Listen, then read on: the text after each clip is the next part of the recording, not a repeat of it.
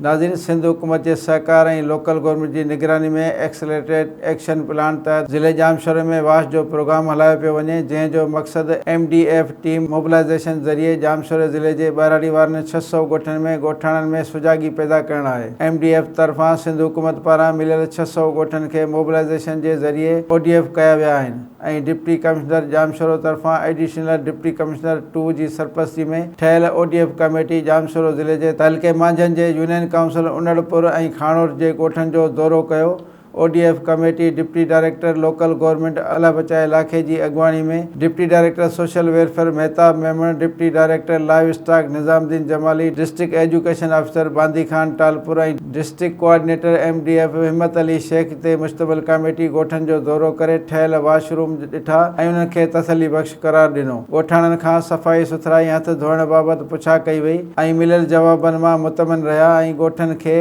ODF free करार ॾींदे NDF के कम के सारायो ऐं सॼे प्रोसेस के तसली बख़्श करार ॾिनो। ॻोठाणनि खे डिप्टी कमिश्नर तरफ़ां जारी कयल सर्टिफिकेट पिणु ॾिना विया।